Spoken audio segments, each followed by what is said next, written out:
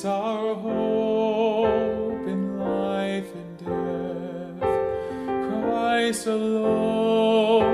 ఆరోహణం తరువాతి ఆదివారం కొరకు ఏర్పాటు చేయబడిన పరిశుద్ధ లేఖన పాఠ్యభాగములు యెహెజ్కేలు గ్రంథము 36వ అధ్యాయము 25వ వచనం నుండి 27వ వచనం వరకు.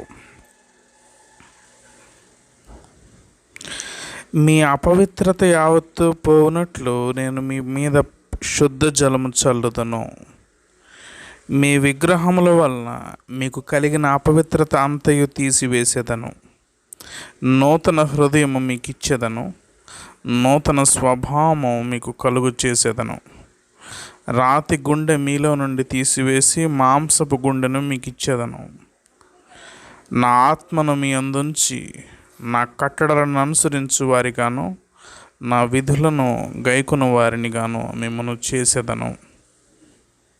ఇంతటితో పాత నిబంధన పాఠ్యభాగం ముగియుచున్నది. పరిశుద్ధుడవగు దేవా, పావన శక్తుడా దేవా, పావనామాత్య దేవా, మమ్మును కనికరింపుము. అపోస్తుడైన పౌలు రోమేలుకు రాసిన పత్రిక 8వ అధ్యాయము 29వ వచనము నుండి 39వ వచనం వరకు.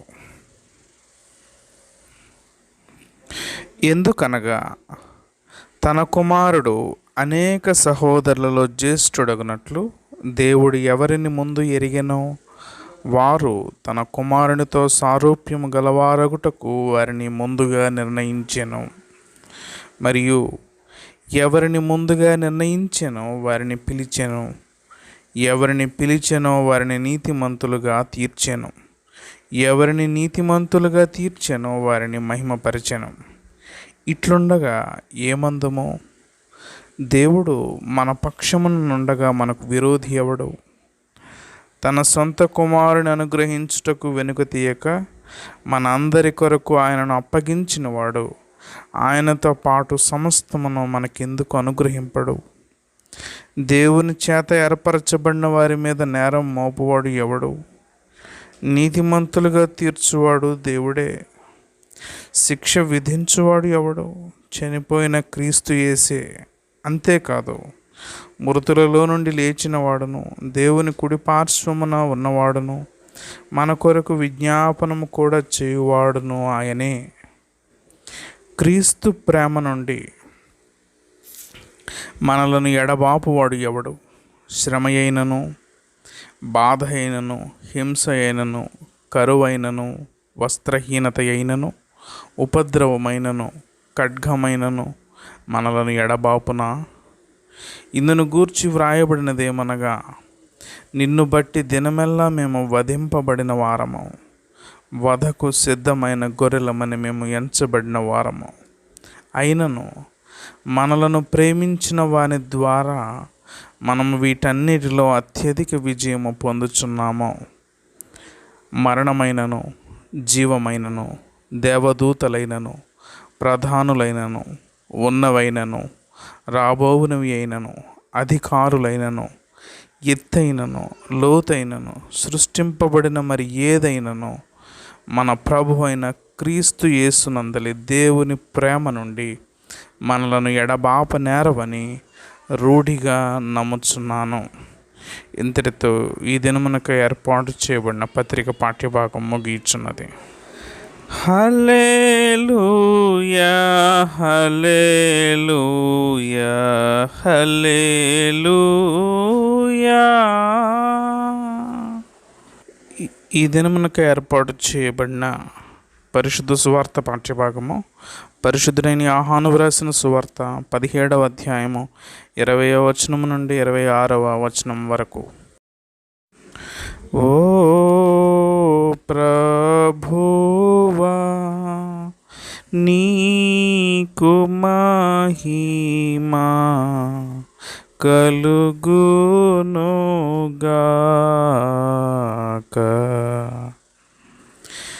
మరియు నీవు నన్ను పంపితివని లోకము నమ్మునట్లు తండ్రి, నా యందు నీవును నీ యందు నేనును ఉన్నలాగున వారును మన యందు ఏకమై ఉండవలనని వారి కొరకు మాత్రము నేను ప్రార్థించుటలేదు.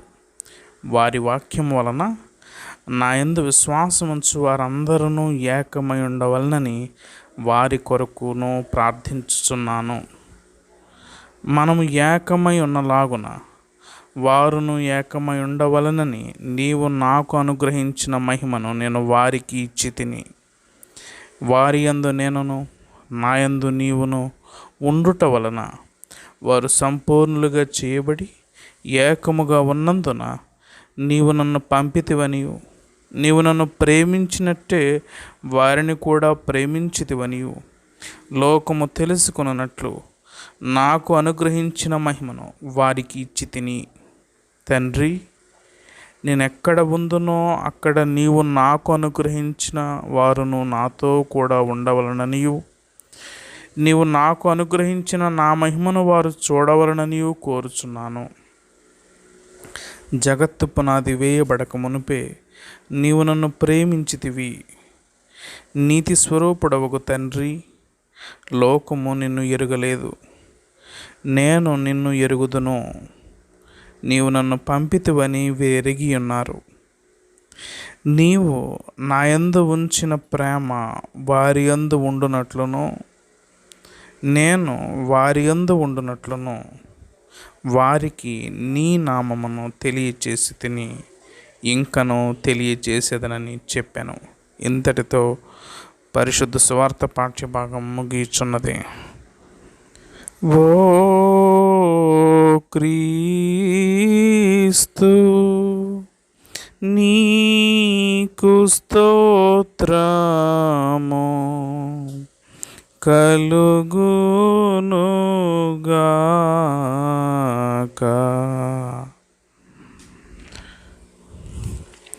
మనమందరమును అపోస్తుల విశ్వాస ప్రమాణమును ఒప్పుకొందాము. భూమి ఆకాశములను సృజించిన సర్వశక్తిగల తండ్రి అయిన దేవుని నేను నమ్ముచున్నాను.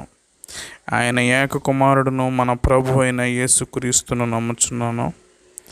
ఈయన పరిశుద్ధ ఆత్మల గర్భమును ధరింపబడిన కన్యకైన మరియకు పుట్టి పొంతి పిలాతు అధికారం క్రింద శ్రమపడి సిలువ వేయబడి చనిపోయి సమాధి చేయబడిననియు అదృశ్యలోకములోనికి దిగిననియు చనిపోయిన వారిలో నుండి మూడవ దినమున లేచి పరలోకమునకెక్కి సర్వశక్తిగల తండ్రియగు దేవుని కుడి చేతి వైపున కూర్చుండి ఉన్నాడనియు సజీవులకును మృతులకును తీర్పు చేయుటకు అక్కడ నుండి వచ్చుననియు నమ్ముచున్నాను.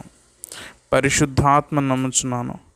పరిశుద్ధ క్రైస్తవ సంఘముకు పరిశుద్ధుల సహవాసమును పాప క్షమాపణయు శరీర పునరుద్ధానమును నిత్య జీవమును ఉన్నవని నమ్ముచున్నాను. ఆమేన్. పరిశుద్ధుడైన తండ్రి, మీ దివ్యనామానికి స్తోత్రాలు. మీ మహోన్నతమైన పాదాలకి మా హృదయాంజలైనా ఇచ్చిన సమయం బట్టి స్థలం బట్టి స్తోత్రాలు చెల్లించుకుంటూ ఈ కార్యక్రమాన్ని మీ మహిమ కొరకు మా అందరి ఆత్మ ఆశీర్వాదం కొరకు దీవించి మమ్మల్ని మీ ఆత్మతో నింపమని మీ వాక్య ధ్యానమందు మీ నామగానమందు మమ్మల్ని మీ రక్తాభిషేకం చేయండి. మహిమ పొందండి. యేసునామమున అడుగుచున్నాం మా పరమ తండ్రి. ఆమేన్. ఆరోహణ తరువాతి ఆదివారం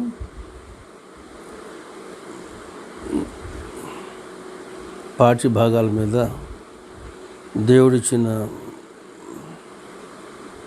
ఈ గానం విందాం.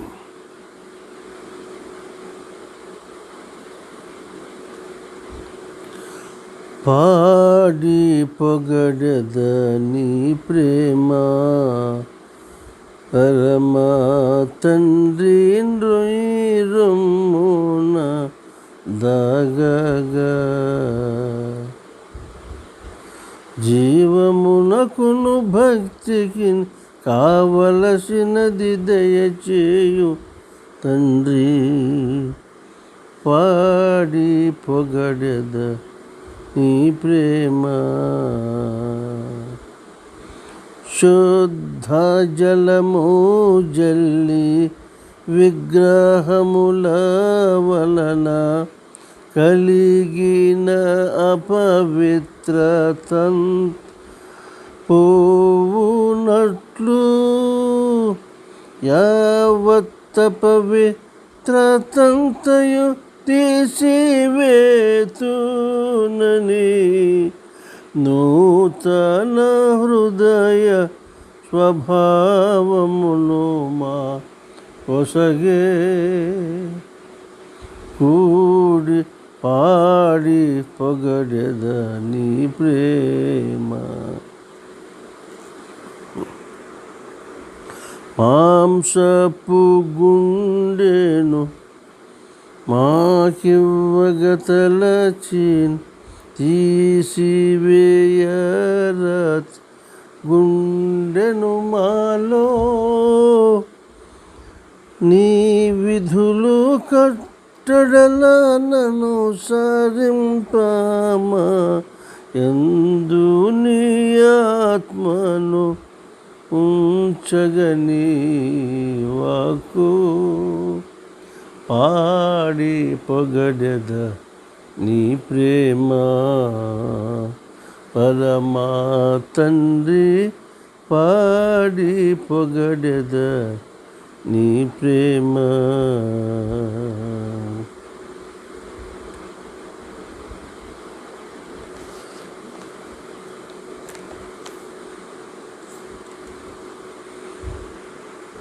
నీవిచ్చిన నామగు చూడగ నీ ప్రేమ వారిలో ఉండులాగునని నామము తెల్పితిని వారికి తెలుపుదును ఇకను.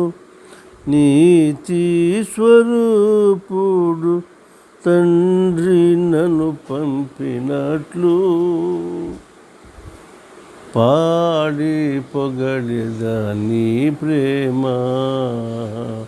పరమా తండ్రి పాడి పొగడెద నీ నామం. ఎవరిని ముందుగా ఎరిగేను వారిని నిర్ణయించెను వారిని ప్రభు పిలిచెను. పిలిచిన వారిని మహిమపరచగను తనకై నీతిమంతులు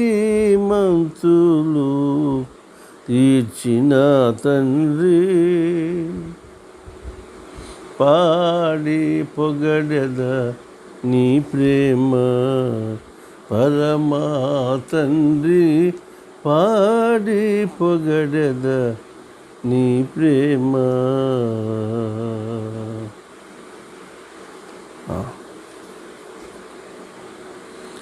ఇద్దరు వాక్య భాగాల్లో చదువుకుందాము. వాక్య భాగాలకు వెళ్ళే ముందుగా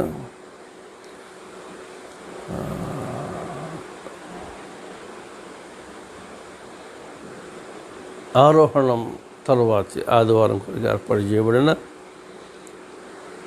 వాక్య భాగాలు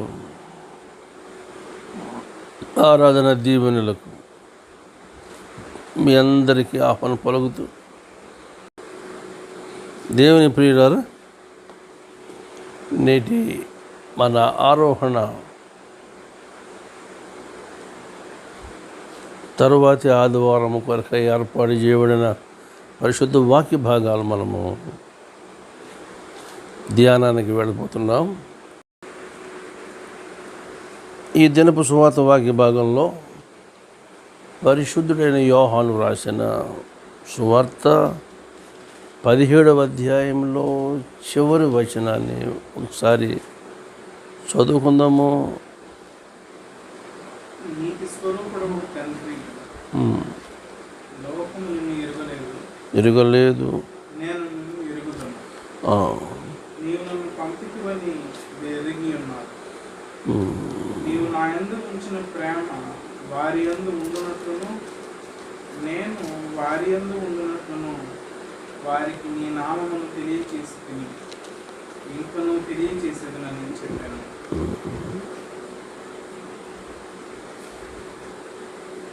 చివరి వచనం మరోసారి, నేను నా యందు ఉంచిన ప్రేమ నీవు నా యందు ఉంచిన ప్రేమ వారి యందు, వారి యందు ఉండునట్లును, నేను వారి యందు ఉండునట్లును వారికి నీ నామమును తెలియజేసి తిని ఇంకను తెలియజేసేదనని చెప్పాను. ఇక్కడ యేసు ప్రభు తన శిలువ యాగానికి వెళ్ళక మునుపు చేసిన ఈ మహాప్రార్థనని, గొప్ప ప్రధాన యాజకుని ప్రార్థనని బైబిల్ పండితులు చెప్పడం నేను గతంలో మీకు చెప్పాను. మరోసారి అదే మాట మీకు చెప్పడానికి ఇష్టపడుతూ, ఈ చివరి వాక్యంలో ప్రభువారు చెప్తున్న మాట ఏమంటే, నా యందు నీవు ఉంచిన ప్రేమ వారి యందు ఉండునట్లును, నేను వారి యందు ఉండునట్లును వారికి నీ నామమును తెలియజేసేది. వారి యందు, వారంటే శిష్యుల యందు 2 సంగతులు ఉండాలని ఆయన చెప్తున్నాడు. మొదటిదేమో, యేసునందు తండ్రి ఏ ప్రేమ ఉంచాడో అదే ప్రేమ శిష్యుల హృదయాల్లో ఉండాలని, అదేవిధంగా యేసు అను ఈయన కూడా వారి హృదయాల్లో ఉండాలి అన్నట్లుగా. గనక ఇప్పుడు యేసుస్వామి ఏమి తెలియజేశాడంటే, తండ్రి తన యందు ఉంచిన ప్రేమని శిష్యులు గ్రహించడానికి యేసు ప్రభు ఏం చేయాలి? ఆయన నామాన్ని తెలియజేయాలి. ఇక్కడ నామం అనేసరికి ఒక వ్యక్తి తాలూకు 5 సంగతులు మనకి బయలుపడుతూ ఉంటుంది. ఏమంటే అవి 5 కూడా ఆయన యొక్క స్టేటస్, ర్యాంక్ అన్నమాట. ఒక వ్యక్తి ఎవరైనా సరే తన పేరు, ఆ పేరు మనం ఎవరి పేరైతే మనం ఉచ్చరిస్తామో, ఎవరి పేరుని మనం రెఫర్ చేసుకుంటామో ఆ తాలూకు ఆయన గురించి 5 విషయాలు మనకి అర్థమవుతాయని మనకి గ్రంథం తెలియజేస్తుంది. ఏమంటే, మొట్టమొదటిగా ఆయన rank, the rank of the person are the authority, ఆ వ్యక్తికి ఉన్న హక్కు, అధికారం కానీ ఆయన స్థాయి ఏంటనేది మనకు చెప్తుంది. రెండవదిగా ఆయన సౌశీల్యం మనకి తెలియజేస్తుంది. ఆ పేరు విన్న వెంటనే పలానా అయినా పలానా విధంగా ఉంటాడు కదా అని. మూడో విషయం ఏమంటే, ఆయనకున్న కీర్తి, హిజ్ రెప్యుటేషన్. నాలుగవది మనం విన్నట్టుగా ఆయన యొక్క ప్రాతినిధ్యం. ఆయన ఎవరిని పంపుతాడో ఆ పంపే వాళ్ళల్లో ఈయనే కనిపిస్తాడు. ఇక 5వది చూస్తే మనము ఆయన వ్యక్తిత్వం, ఆయన నేరుగా ఆయన వ్యక్తి, or his very person or his very individuality. ఈ 5 సంగతులు ఎందులో చూడొచ్చంటే, ఒకని నామంలో మనం చూస్తాం, ఒకని పేరులో. కాబట్టి ప్రభువారు ప్రేమ అయ్యున్న తండ్రిని శిష్యులకు చెప్పడంలో ఆయన నామాన్ని తెలియజేస్తున్నాను అన్నాడు. దేవుడు ప్రేమ అయి ఉన్నాడు. ఇదే కదా మొదటి పత్రిక, యోహాను మొదటి పత్రిక 4వ అధ్యాయంలో ఉన్నట్టుగా ఆయన ప్రేమ అయి ఉన్న దేవుడు. దేర్ఫోర్ ఆ ప్రేమని ఆ ప్రేమని తెలపడానికి వచ్చిన యేసుని ఇరువురిని కూడా వారి హృదయాల్లో ఉండాలని ఉంచడానికి ప్రభువారు ఏం చెప్తున్నారంటే, నీ నామాన్ని నేను చేశాను, ఇంకా తెలియజేస్తాను అని చెప్తున్నమాట. ఓకేనా? ఈ మాటలో ఆయన ఇంకా సిలువ వేతకు వెళ్ళక మునుపు చేసిన మహాప్రార్థన, ఈ ప్రార్థన ఇప్పుడు మనం ఎందుకు చదువుకుంటున్నామనేది కూడా చెప్పిన తర్వాత మనము ప్రభు వైపు చూశాక ధ్యానానికి వెళదాం. ఏమంటే, సిలువ వేతకు మునిపే విషయం చెప్పాడు. ఎందుకు చెప్పాడు? ఆయన 3వ దినాన్ని పునరుద్ధానుడై లేచినప్పుడు ఈరోజు చెప్పిన విషయాలన్నీ ఆ వేళ వాళ్ళకి జ్ఞాపకం రావడానికి, ఆయన చెప్పి చేసిన ప్రస్తావనే మనకు ఆయన జీవిత గాథలో తెలుస్తుంది తప్ప చేశాక చెప్పడం అనేది తక్కువ. అర్థం ఏంటంటే, లేఖనములలో ఏమి వ్రాయబడి ఉన్నదో వ్రాయబడిన ప్రకారముగా ఆయన జీవితము సాగించాడు. అందుకని ఈ మహాయాజకుని ప్రార్థన, ఈ గొప్ప ప్రధాన యాజకుని ప్రార్థన ఈయన ఇప్పుడే చేయవలసిన అవసరం వచ్చింది. గనక ఈ మాటల్లో మనము నిండారులుగా వినగలందులకు ఆయన కృపకై మనం వేడుకుందాము, ప్రార్థన చేసుకుందాం. పరమ తండ్రి, మీకు స్తుతులు నాయన. ఆరోహణం తరువాత మా కొరకు మీరు దాచి ఉంచిన మీ దివ్య సంకల్పం మేము ధ్యానించి మా జీవితాలు ధన్యమవటానికి మీ కృపా సహాయం మాకు దయచేయమని కూడి వచ్చిన ప్రతి కుమార్తెని దీవించండి. సార్వత్రిక సంఘాన్ని, స్థానిక సంఘాల యొక్క ఆరాధన కావలసిన మీ కృపా విశేషాన్ని దయచేయమని, మీ దాసుని మీ మహిమార్థమై మీ చోటను మరుగు చేయమని ప్రభు అయిన యేసునామమున అడుగుచున్నాము మా పరమ తండ్రి. ఆమేన్. మన తండ్రి అయిన దేవుని నుండి, ప్రభు అయిన యేసుక్రీస్తు నుండి కృపయు సమాధానం మీకు కలుగును గాక. ఆమేన్. క్రీస్తుని ప్రియమైన వాళ్ళారా, ఈవేళ మనం వింటున్న ఈ మాట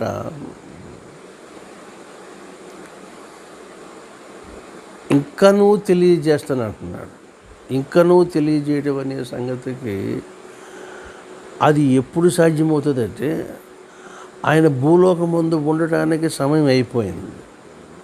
ఇక మిగిలిన సమయం ఏదంటే, ఆయన ఆరోహణం అయిపోయిన తర్వాత ఆయన వెనువెంట పంపించబడబోతున్న పరిశుద్ధాత్మని, అనగా ఆయన యేసు ఆత్మయే, ఆయన వచ్చి యేసు ఎక్కడెక్కడికి పని ముగించాడో అక్కడి నుంచి ఆయన కంటిన్యూ చేస్తూ తెలియజేయబడవలసిన గొప్ప సంగతులు, ముఖ్యంగా దేవుని ప్రేమ, దేవుని నామము.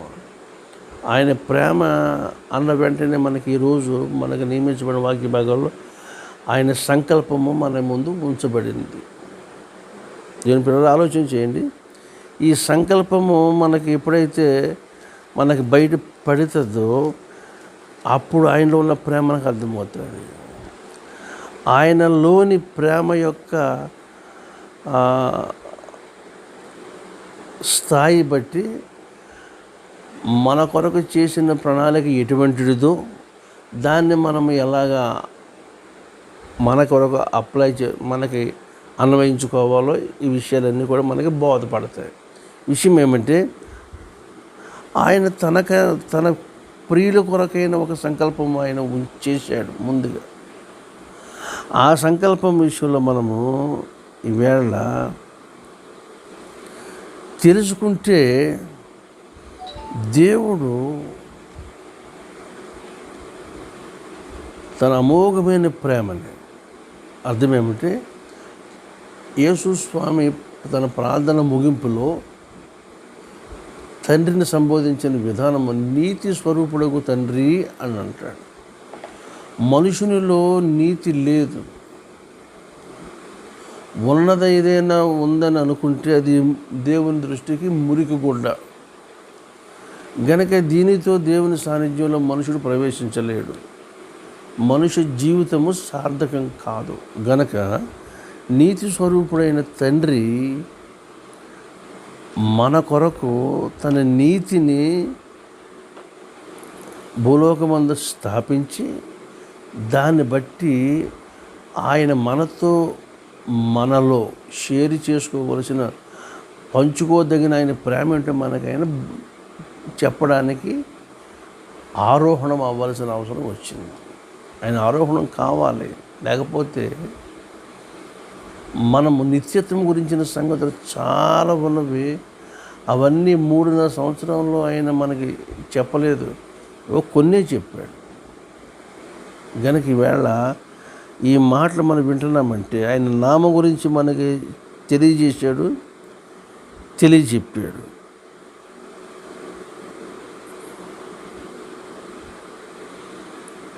ఎందుకనంటే ఈ విషయాలన్నీ కూడా యేసు ప్రభు చెప్పిన విషయాలన్నీ కూడా ఆయనకి ఎలా వచ్చినాయని అనుకుంటున్నాము. అంటే తండ్రికి కలిగినవన్నీ కుమారుడివి ఎప్పుడైనవి ఎలాగైనవని ఒక ఆలోచన వచ్చినప్పుడు ఇప్పుడు నేను చెప్తున్న ఈ రిఫరెన్సెస్లో మీరు చూసుకోవచ్చు. యేసు స్వామికి తండ్రికి కలిగినవన్నీ ఆయనవే అని అనడానికి ఏమంటే, మొట్టమొదటిగా ఆయన తండ్రి వద్ద ఏమి విన్నాడో అవే మనుషులతో చెప్పాడు. ఆయన తండ్రి దగ్గర ఏమి నేర్చుకున్నాడో అవే చెప్పాడు. ఇంకో మాట, ఆయన ఏమి చూశాడో అవే చెప్పాడు. ఆయన సొంతంగా ఏమీ చెప్పలేదు. చెప్పబడిన ప్రతీది కూడా అవి తండ్రి దగ్గర వినటం వల్ల, చూచడం వల్ల, నేర్చుకోవడం వల్ల. మరి స్వామి ఆయనే అలాగా చూచి విని నేర్చుకున్నప్పుడు మానవ మాత్రమే మరి మనము ఆయన దగ్గర నేర్చుకోవద్దా? ఆయన దగ్గర సంగతులు చూడొద్దా? ఆయన సంగతులు మనం వినాలి కదా. ఇదే ప్యాటర్న్లో మనము చేసినప్పుడు యేసుకు కలిగినవన్నీ మనవుతాయి. యేసు తర్వాత పరిశుద్ధాత్ముడు కూడా ఆయన సొంతంగా ఏం చెప్తాకి లేదు.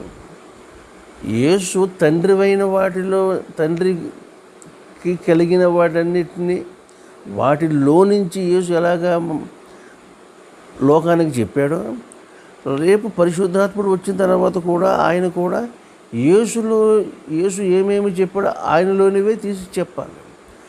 అంతకు మించి చెప్పడానికి వీలు లేదు. విచ్ మీన్స్ వారి ఐక్యత అంతగా గాఢమైనది. వారి ముగ్గురి మధ్యలో ఉన్నటువంటి కన్సిస్టెన్సీలో ఏమీ తేడా లేదు. Very concretely cemented, concretely syndicated, concretely integrated. వారి ఐక్యత ఇంతని కదా. అందుకని యేసుస్వామి తాను వెళ్ళిపోయే ముందు శిష్యులు ఆయనలోను, శిష్యులు మాత్రమే కాదు, శిష్యుల ద్వారా ఎవరైతే వాక్య ప్రబోధం వల్ల ప్రభువుని విశ్వసిస్తారో, విశ్వసించిన ఆ జనాంగము, శిష్యులు, రాబోతున్న భావి తరాలు, వీరందరినీ కూడా యేసులో మమేకమవుటకును, అప్పుడు వీరు ఆయన కలిసి తండ్రి యందు మమేకమవుటకును ఈ ప్రార్థన చేశాడు యేసయ్య ఆయన చివరి ప్రార్థనలో. దేవుని ప్రజలారా, ఈవేళ మనము వింటున్న మాట ఏమంటే, ఆయన ప్రేమ బాగానే ఉంది, ఆయన నీతిని ఎస్టాబ్లిష్ చేయాలి గనక తన కుమారుడు రావాల్సి వచ్చింది. యేసు రాకపోతే మనకు దేవుని నీతి ఏంటి అనేది మనకు తెలియదు. దేవుని నీతి అనగా ఏమంటే, మనము దేవునిలో నీతి అయ్యే నిమిత్తము పాపమెరుగిన ఆయనను మన కొరకు పాపముగా చేశాడు. 2 కొరింథీ 5వ అధ్యాయము 21వ వచనంలో మనకు చెప్పబడి ఉన్నది. ఇక్కడ యోహాను సువార్తలో కూడా ఈ లోపల ఆ వాక్యం విందాం. 17వ అధ్యాయంలో యేసు స్వామి చేసిన ప్రార్థనలో 2వ వచనం ఏమన్నదంటే, నీ కుమారుడు నిన్ను మహిమపరచునట్లు నీ కుమారుని మహిమపరచును. నీవు నీ కుమారునికి ఇచ్చిన వారికి అందరికీ ఆయన నిత్య జీవం అనుగ్రహించినట్లు సర్వ శరీరుల మీదను ఆయనకు అధికారం ఇచ్చింది. దీన్ని ఇలా ఉంచి కొరింథీయులకు రాయబడిన 2వ పత్రిక 5వ అధ్యాయము 21 అంటాడు, ఎందుకనగా మనం ఆయన యందు దేవుని నీతి అగునట్లు పాపమెరుగని ఆయనను మన కోసము పాపముగా చేశాను. ఇక్కడ ఆయన ఏంటంటే క్రీస్తునందు మనుష్యుడు ఏమవుతున్నాడు? దేవుని నీతి అవుతున్నాడు. ఇది చాలా మార్మికమైన సంగతి. ఇది అనుభవిస్తే తప్ప అర్థమయ్యేది కాదు. విషయం ఏమంటే, యాక్చువల్గా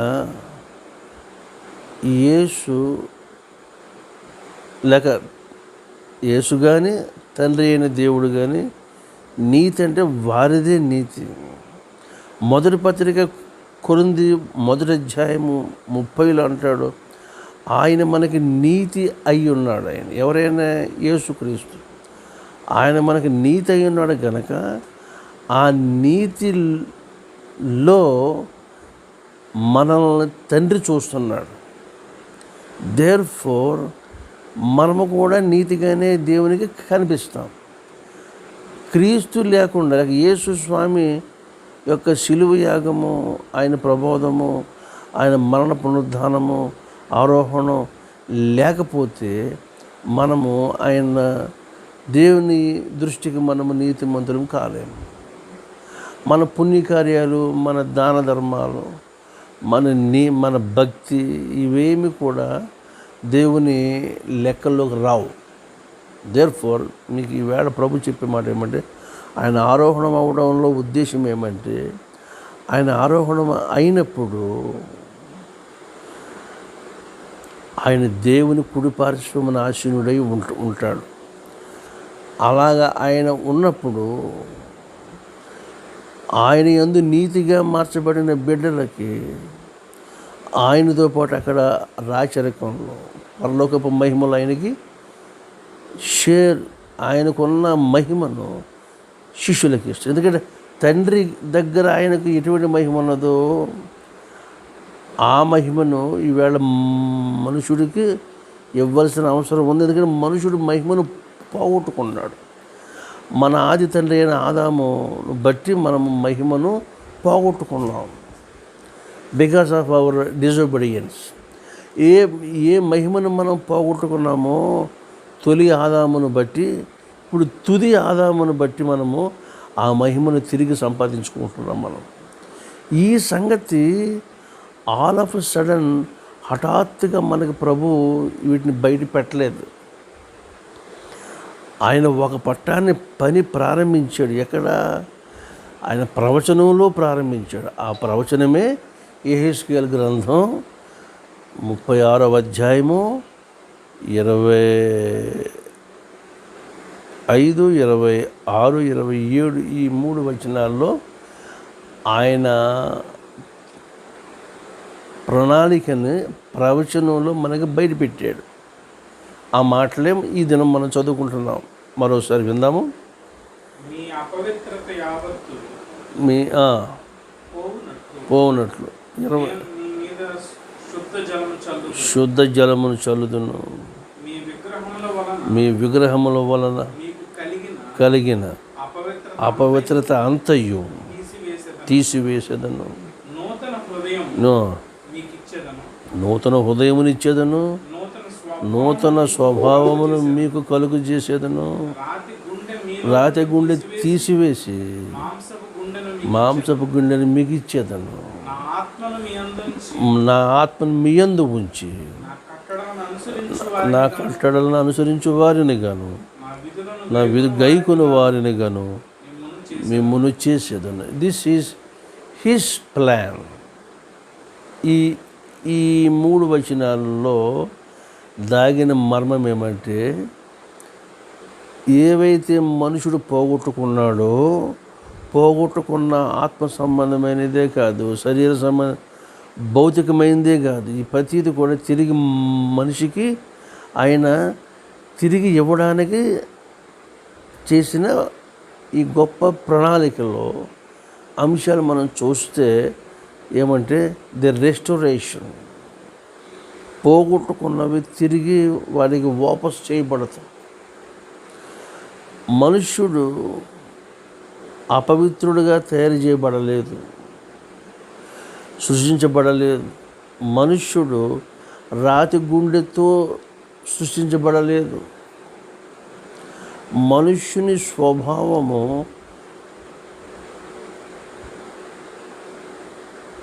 మనుషుని హృదయము ఇవి పాతగిలిపోయినవి. ఇప్పుడు పాతగిలినతనం అనేది ఇప్పుడు ఉండకూడదు, రాతి హృదయం అనేది ఉండకూడదు, అపవిత్రత అనేది ఉండకూడదు. వీటన్నిటికీ సొల్యూషన్ ఏమంటే శుద్ధ జలమును చల్లుదును అన్నాడు ఆయన. శుద్ధ జలము జల్లిన తర్వాత జరిగే ప్రక్రియ ఏమంటే వీళ్ళు శుద్ధులవుతారు. అసలు వీళ్ళు అపవిత్రత వీళ్ళని ఎందుకు పట్టుకుందని అర్థం మనము ఆరా తీసుకుంటే, మనుష్యుడు విగ్రహాన్ని ప్రేమించాడు, విగ్రహము దాపుని చేరాడు, విగ్రహాన్ని తన హృదయంలో నిలుపుకున్నాడు, విగ్రహానికి దాసుడైపోయాడు, విగ్రహాలకి అమ్మబడ్డాడు. అంచేత వీడు అపవిత్రుడైపోయాడు. అపవిత్రత అనగా మరొక మాటలో ఆధ్యాత్మిక వ్యభిచారము, విగ్రహ ఆరాధనకి మళ్లించబడటము, దట్ ఈస్ స్పిరిచువల్ అడల్టరీ. అది వాడి దగ్గర ఉండకూడదనేది ప్రభు చేసిన ప్రేమ సంకల్పం. ఈ పని ఇప్పుడు వీళ్ళల్లో నేను చేస్తానని చెప్పిన ప్రవచనమే యెహెజ్కేలు ప్రవక్త బబులోనులోకి వెళ్ళిపోయి ఇశ్రాయేలీయుల కాలనీలో ఇతను ప్రవచిస్తున్నాడు. ఇంతకీ బబులోనులో యెహెజ్కేలు చేసిన ఈ ప్రవచనాలన్నీ ఎక్కడి అంటే, ఈ యోధా వాళ్ళు బబులోనికి నెబుకద్నెజరు చేత తోలుకొని వెళ్ళక మునుపు ఇర్మియా ప్రవక్త యెరూషలేములోనే ప్రకటించాడు. యెరూషలేములో ఇర్మియా ప్రకటించాడు. అదే మ్యాటర్ని యెహెజ్కేలు అనే యంగ్ మ్యాన్, యువ ప్రవక్త బబులోన్లో స్వయంగా వాళ్ళ కాలనీస్లో మాట్లాడాడు, ప్రవచించాడు. ఇది ఈ యెహెజ్కేలులో వ్రాయబడిన మాటల గురించి అన్న వివరం. శుద్ధ హృదయము లేక నూతన హృదయము, నూతన స్వభావం మీకు ఇస్తుంది. ఎందుకంటే విగ్రహాల దగ్గరికి వెళ్ళేటప్పటికీ స్వభావాలు మారిపోతాయి.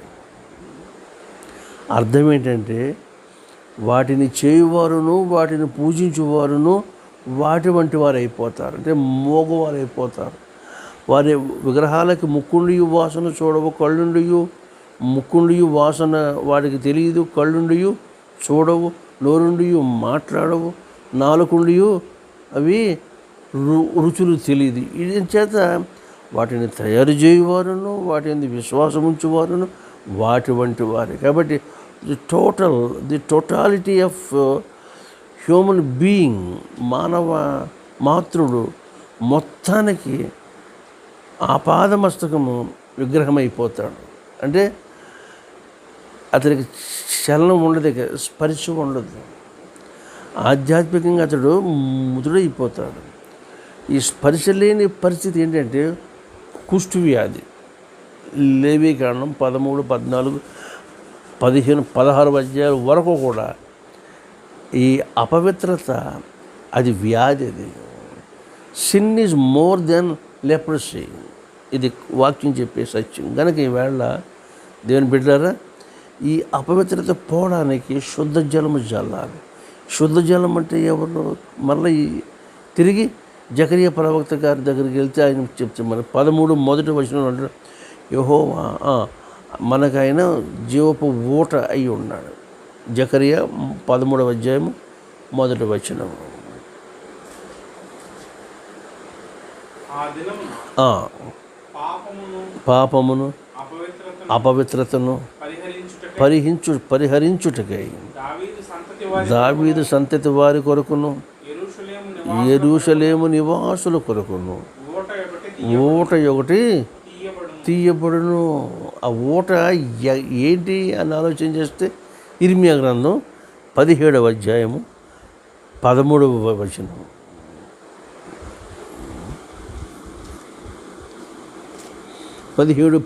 ఇర్మియా. ఇశ్రాయేలునకు ఆశ్రయమా యెహోవా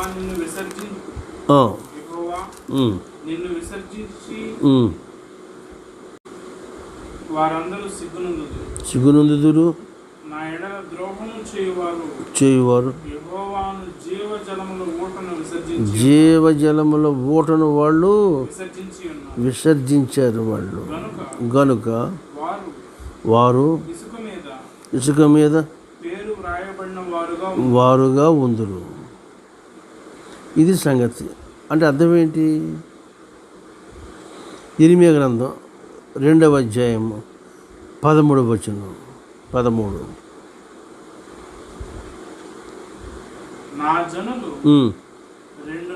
రెండు నేరములు చేసి ఉన్నారు. జీవజలముల ఊట అయిన నన్నును విడిచి ఉన్నారు. తమ కొరకు తొట్లను అనగా బద్దలై నీళ్లు నిలువని తొట్లను తొలిపించుకొని ఉన్నారు. This is the condition of JUDA, Kingdom of JUDA. యెరూషలేము నివాసులను యోధావారును వీళ్ళు ఆధ్యాత్మికంగా వీరు చేసిన 2 ఘోరాలు ఏంటిది? ఒకటి జీవజల ఊటైన యెహోవాని విడిచిపెట్టేయటం, రెండవది నీళ్లు నిలబడలేని తొట్లు వీళ్ళ కోసం కొలిపించుకుంటున్నారు. అంటే they turn to the idols. ఇటువంటి ఘోరంగా వీళ్ళు ఆత్మలో ఆధ్యాత్మిక స్థితిలో నుంచి దేవుని పరిశుద్ధతలో నుంచి తొలగిపోయిన వాళ్ళని వెనక్కి రప్పించడం అది దేవుని ప్రేమ కాదా? ఈ ప్రేమ ఈ లోకం ముందు మాత్రమే కాదు, ఈ లోకంలో అన్య జాతుల మధ్య ఇశ్రాయేలీ జాతులు నీ దేవుడు శిక్షిస్తూ ఉండేవాడు. తిరిగి మళ్ళీ వాళ్ళ మీద జాలి చూపుతూ ఉండేవాడు. ఎందుకు జాలి చూపాలి? ఇటువంటి మాట వినవాళ్ళ కోసం అనేది ఒక ప్రశ్న మీలోకి రావచ్చు. ఎందుకంటే ఆయన తన నామమును బట్టి వారిని ప్రేమిస్తున్నాడు. అర్థం ఏంటి? తన నామమును బట్టి అంటే ఇశ్రాయేలీయులు ఆరాధించే యెహోవా అను నామము భూలోకమందు కానీ భూమికి పైన కానీ భూమి కింద కానీ ఉన్న ఏ నామముల కంటేనో ఈయన ఉన్నతమైన నామము, ఈయన నామము. ఈ సంగతి ఇశ్రాయేలీయులకి తెలుసు. అయినను లోకపు ఆకర్షణలు, శరీరాశ, నేత్రాశ, జీవడము మొదలైన శత్రుత్రయము చేత వీళ్ళు శోధించబడి దూరమైపోయినప్పుడు విడిచిపెట్టేస్తే మొత్తానికి వీళ్ళని విడిచిపెట్టేయచ్చు ఆయన. కానీ విడిచిపెట్టేసినప్పుడు జరిగేది ఏమంటే చుట్టూ ఉన్న అన్య జాతులు వారు ఏం చెప్పుకుంటారు? ఇశ్రాయేలు దేవుడు చేతగాక అనేది మాత్రం కాకుండా ఆయనకంటే మేమే గొప్పవాళ్ళము, దేవతలు విగ్రహాలు అనబడుతున్న మేమే గొప్పవాళ్ళము, అన్య జాతుల దేవుళ్ళు అతిశయింపకుండానట్లును అన్యులు అతిశయించకుండానట్లును దేవుడు తన నామమును బట్టి వీళ్ళని కాపాడుతూ వచ్చాడు తప్ప వీళ్ళు చేసుకున్న నీతి యథార్థతను బట్టి కాదు. గనక ఆయన ప్రేమ ప్రణాళిక ఎలా ఉందంటే మనుషుని ఏదో విధంగా అతడు కోల్పోయిన మహిమను తిరిగి అతనికి ఇవ్వాలి. అందుమూలంగా నేను మహింపరచబడతాను, నేను యెహోవానని వారు అప్పుడు గ్రహిస్తారు అని చెప్పడానికి ప్రవచనం. ఈ ప్రవచనం యొక్క క్లైమాక్స్ రోమాపత్రికలో అపోస్తుడైన పౌలు గారు మనకి ఆత్మపూర్ణుడే మనకు దాన్ని బయలుపరుస్తూ ఉంటాడు. ఏమంటాడంటే ఇదే ఆయన సంకల్పం. 8:29 లేక 28 నుంచి కూడా చదువుకోవచ్చు. ప్రేమించు వారికి అనగా సంకల్పము హిస్ ప్లాన్ అన్నమాట ప్రకారము పిలువబడిన వారికి మేలు కలుగుటకై సమస్తమును సమకూడి జరుగుతున్నవని మనం ఎరుగుదము. ఏంటంటే కారణం తన కుమారుడు అనేక సహోదరులలో జ్యేష్ఠుడగునట్లు దేవుడు ఎవరిని ముందు ఎరిగినో వారు తన కుమారునితో సారూప్యము గలవారొకటకు వారిని ముందుగా నిర్ణయించెను. మరియు ఎవరిని ముందుగా నిర్ణయించెను వారిని పిలిచెను. ఎవరిని పిలిచెను వారిని నీతిమంతులుగా తీర్చెను వారిని మహిమపరచెను. ఇది ముందుగా ఎరిగి ఉండటము, ఎరిగిన వారినేమో నిర్ణయించిన వారిని పిలవటము, పిలిచిన వారిని నీతిమంతులుగా తీర్చడము, నీతిమంతులుగా తీర్చిన వారిని మహిమపరచడం. అంచేత ఇప్పుడు ఆయన ప్రేమ ప్రణాళిక యొక్క క్లైమాక్స్ ఏమంటే మహిమతో నింపాలి. ఇదే ఇష్యూని ఇందాక మనం చదువుకున్నాము చూసారా. ఇక్కడ యోహాను సువార్త 17వ అధ్యాయం 2వ వచనంలో తండ్రికి ప్రార్థన చేస్తున్నాడు. ఏమంటున్నాడు? నీ కుమారుడు నిన్ను మహిమపరచునట్లు నీ కుమారుని మహిమపరచు, అందరికీ ఆయన నిత్య జీవము అనుగ్రహించినట్లు సర్వ శరీరుల మీదను ఆయనకు అధికారం ఇచ్చితివి. ఇప్పుడు మనకి ఆయన ఏమి దాపరకం ఉంచలేదు. యేసు స్వామి తన శిష్య వర్గానికి ఏమేమి ఇచ్చాడంటే ఈ 17వ అధ్యాయం చూస్తుంటే 17వ అధ్యాయము 6వ వచనము 26వ వచనం కూడా ఏముందంటే ఆయన నామాన్ని మనకి బయలుపరిచాడు. ఆయన శిష్యులకు బయలుపరిచాడు. అంత మాత్రమే కాదు, 17:7వ వచనంలో తండ్రి మాటలో శిష్యులకు ఇచ్చాడు. ఆ తర్వాత ఉన్న 14వ వచనంలో తండ్రి వాక్యాన్ని శిష్యులకు ఇచ్చాడు.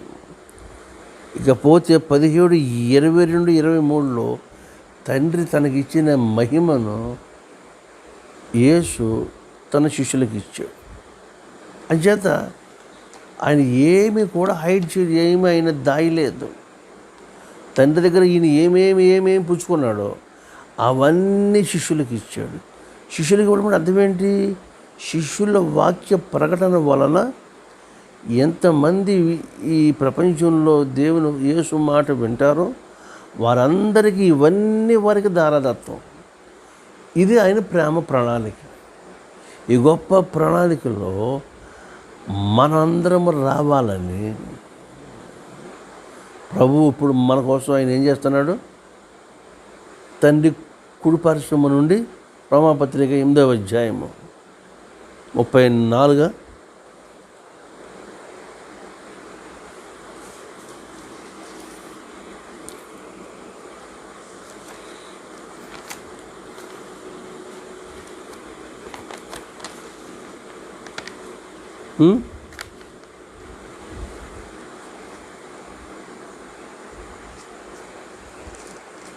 8వ అధ్యాయం రోమపత్రిక 34వ వచనం. తండ్రి కుడిపార్శ్వమున దేవుని కుడిపార్శ్వమున ఉన్నవాడును మన కొరకు విజ్ఞాపనమును చేయువాడును. ఆయనే.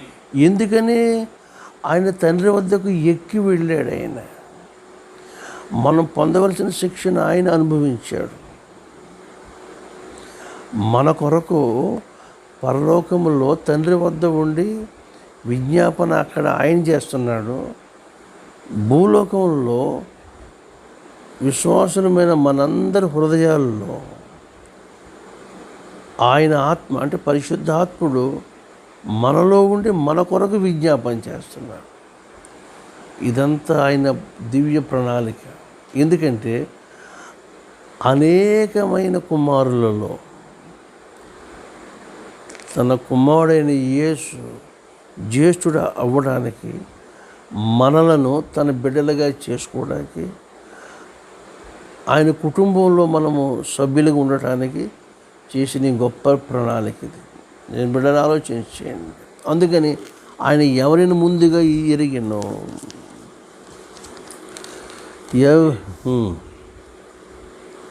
వారిని ముందుగా నిర్ణయించను, ఎవరిని ముందుగా నిర్ణయించెను, వారిని పిలిచెను. ఎవరిని పిలిచెనో వారిని నీతిమంతులుగా తీర్చను, ఎవరిని నీతిమంతులుగా తీర్చెనో వారిని మహిమపరచెను. పరిచను. ఎవరిని ముందుగా ఎరిగేనో వారిని నిర్ణయించెను, వారిని ప్రభు పిలిచెను. పిలిచిన వారిని మహిమపరచగను, తనకై నీతిమంతులుగా తీర్చిన తండ్రి. పాడి పొగడెద నీ ప్రేమ పరమ తండ్రి, నీ రొమ్మున దాగగా. గనక ఇంత ప్రణాళికని మన ముందు తెరచిన పుస్తకంలాగా ఉంచడానికి యేసు స్వామి ఆరోహణం కావలసి వచ్చింది. ఆరోహణము ఎందుకు అయ్యాడంటే, రేపు మనము ఎలాగా ఆయన నిత్యత్వంలోకి, ఆయన వెళ్ళిన చోటుకి మనం వెళ్ళడానికి మనకి దారి అది. ఆయన ఎలాగ ఆరోహణం అయ్యాడో అదే ప్యాటర్న్లో తన యందు విశ్వసించిన వాడు, అనగా ఆయన జల్లిన శుద్ధ జలము చేత, యెహోవాను జీవపు ఊట, ఈ శుద్ధ జలము మన మీదకి రావడంలో మనము శుద్ధులమవుతున్నాం. హెబ్రీ పత్రిక 10వ అధ్యాయము 24లో నిర్మలమైన వాక్యమును ఉదక స్నానము చేత మన మనస్సాక్షి శుద్ధిపరచుకుందాం అంటున్నాడు. మనస్సాక్షికి కల్మషము తోచకుండానట్లు ప్రోక్షింపబడిన హృదయము గలవారమై నిర్మలమను ఉదకముతో స్నానము చేసిన శరీరముల గలవారమును అయి ఉండి విశ్వాసములో కలిగి యథార్థమైన హృదయముతో దానము చేరుదము. Hallelujah. This is the fulfilment. యెహెజ్కేలులో చెప్పిన ఆ ప్రవచనము మన కొరకు అది వర్కౌట్ అవ్వడానికి యేసు స్వామి వచ్చి మన తరపున ప్రోగ్రాం అంతా సక్సెస్ చేసి వచ్చిన రిజల్ట్ని మనల్ని పట్టుకోమంటున్నాడు. పని అయింది, కష్టమైంది, వచ్చిన రివార్డులు అవార్డు ఏమున్నాయో అవి మనకు దారాదత్వం చేశాడు. అవి మనం పట్టుకుంటే ఆయన చేసిన పని అంతా మనమే చేసినట్టుగా దేవుడు మన అకౌంట్లో, ఆయన లెడ్జర్లో ఆయన రాసుకుంటూ ఉంటాడు. ఇది దేవుని ప్రణాళిక. దేవుని బిడ్డరా, అందుకని ఎవరిని ముందుగా ఎరిగాడో వాడని నిర్ణయించాడు. ఎవరు నిర్ణయించాడో వారిని పిలిచాడు. ఎవరిని పిలిచాడో వారిని నీతిమంతులుగా తీర్చాడు. ఎవరు నీతిమంతులుగా తీర్చాడో వారిని మహిమపరిచాడు. ఈ 5 స్టెప్స్లో ఉన్న విషయాలు ప్రతిదీ వివరించి చెప్పడానికి చాలా టైం పడుతుంది. కానీ ఈ రోజుకి ఇప్పటికీ ఈ సారాంశాన్ని మీరు విన్నారు. దేవుని ఎదుట మీరు ఇప్పుడు ఈ ఆయన ప్రణాళికలో మీరు ఏ స్థాయికి వరకు వచ్చారో, అసలు ఏ స్టెప్ దగ్గర వచ్చి ఆగిపోయారో, ఇంకా ఎంత ముందుకు వెళ్ళాలో ఈ ఇవాల్యుయేషన్ మీరు చేసుకోవాలి.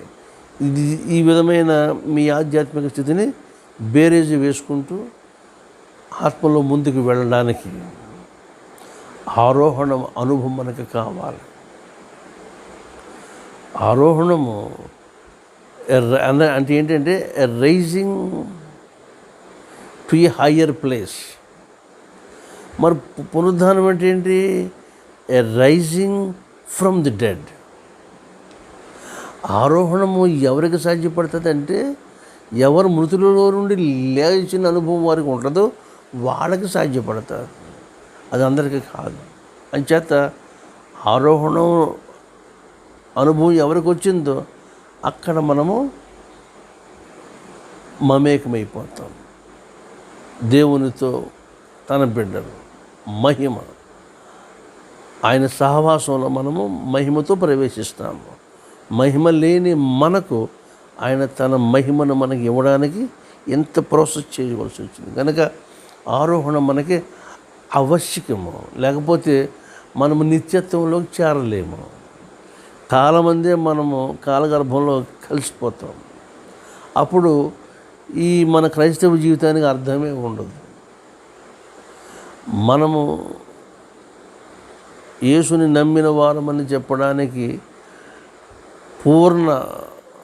పూర్ణ భాగ్యము, పూర్ణ నెరవేర్పు మన ఆరోహణంలోనే ఇమిడి ఉంది. కనుక ఈ ఆరోహణాన్ని క్రీస్తు శకం 4వ శతాబ్దం ఆ ప్రాంతానికి ఉన్న భక్తులందరూ కూడా దీనిని ప్రధాన పండగలుగా ఆచరిస్తున్న క్రిస్మస్, ఈస్టరు లాంటితోనే ఆరోహణను కూడా వారు ఆచరించేవారు. ఇప్పుడు అది మనం ఆచరించడానికి వారం మధ్యలో రావడము, దాని మీద శ్రద్ధ లేకపోవడం మొత్తం మీద అయిపోయినప్పటికీ ఆరోహణము తర్వాత వచ్చే వారం మన వాక్య ధ్యానాలు పరిశుద్ధాత్మ మనకు వాటిని దాచిపెట్టాడు. కాబట్టి వేళ మనము ఆరోహణము తర్వాత వారం అని చెప్పుకుంటున్నాం కదా. కాబట్టి ఇటువంటిది a going or a rising to a higher place, ఉన్నతమైన స్థితికి మనము వెళ్ళాలి. అలా వెళ్ళడానికి మనకి ఎంత సౌకర్యం చేసి సౌలభ్యం చేసి పెట్టిన దేవాతి దేవునికి మనము స్తోత్రయాగం అర్పిస్తూ ఈ దినవాక్య భాగాలను మనము మరొకసారి తలపోసుకుంటూ ధ్యానం చేయడానికి పరిశుద్ధాత్మ దేవుడు మీకు అటువంటి గొప్ప అనుగ్రహం మీకు దయచేయాలని కోరుతూ, ఎందుకు మనుష్యుడు హృదయము స్వభావం ఇచ్చాడంటే, మనిషి చుట్టూ ఉన్న ప్రతి పరిస్థితిని ఎవడు చక్కబట్టలేడు. ఏ పరిపాలనలోనూ చక్కబడదు. మనుషుని లేక ప్రపంచ పరిస్థితిని చక్కబెడతానికి ఒకటే మార్గం. ఈ మార్గంలో ఏమందంటే, ఒకసారి ఒక పాస్టర్ గారు ఒక ప్రపంచ పటాన్ని ఒక హౌస్ విజిటింగ్కి వెళ్ళినప్పుడు ఆ ఇంటి బిడ్డకి ఆ పటం చూపించి తన ఎదుటే చించేసాడు.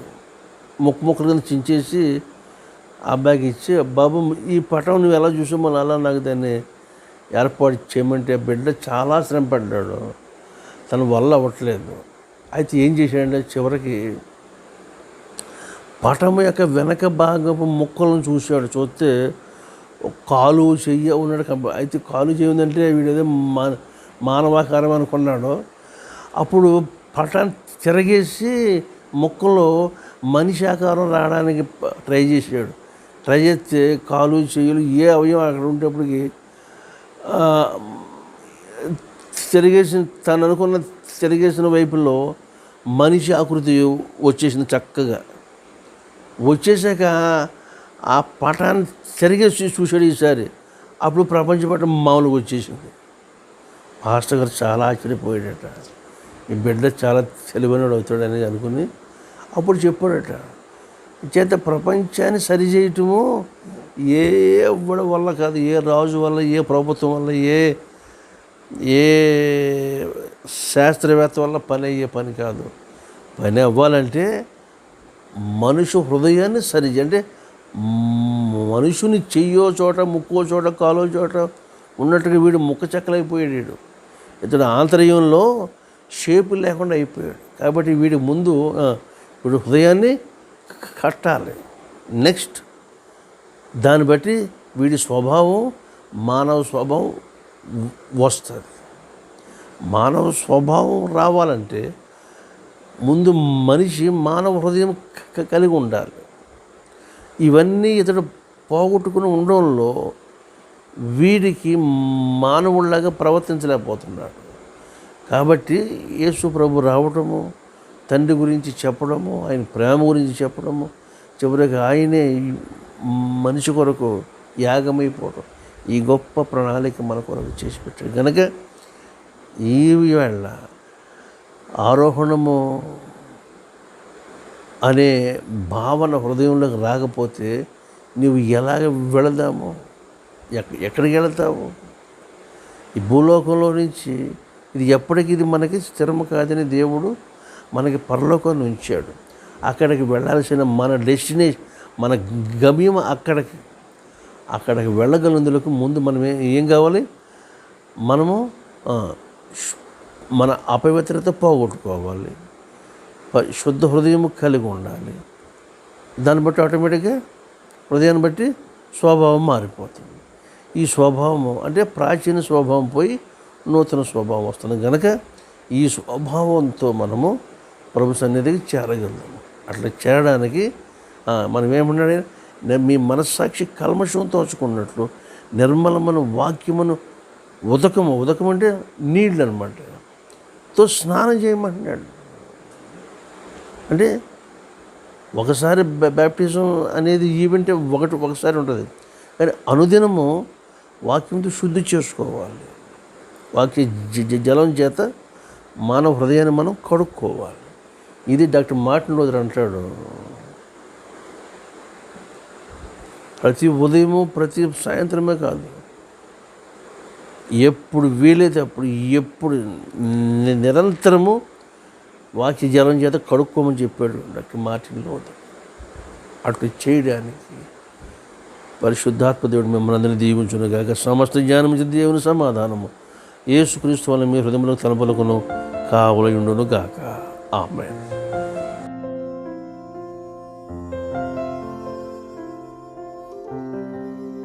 What is our hope in life and death? Christ alone, Christ alone.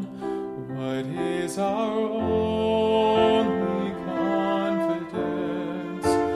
That our souls to Him belong, who holds our days within His hand.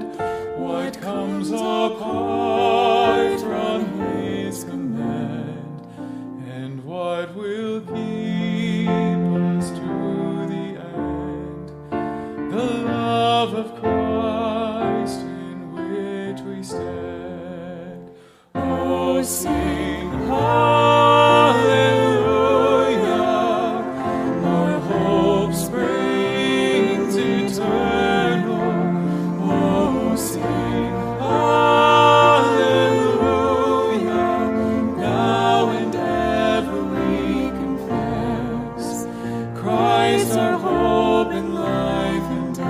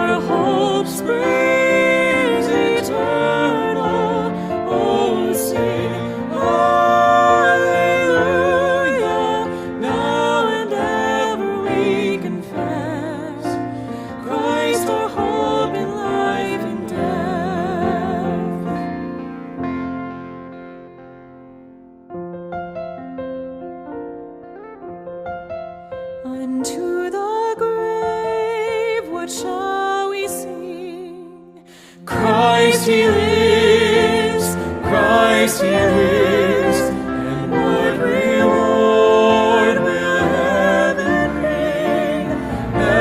Everlasting life with him, there we will rise to meet the Lord. Then sin and death will be destroyed, and we will feast in endless joy. And Christ is ours forevermore. Sing hallelujah, our hope springs eternal. Oh, sing hallelujah, now and ever we confess Christ our hope in life and death.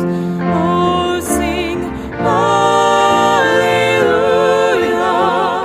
our hope springs eternal. Oh, sing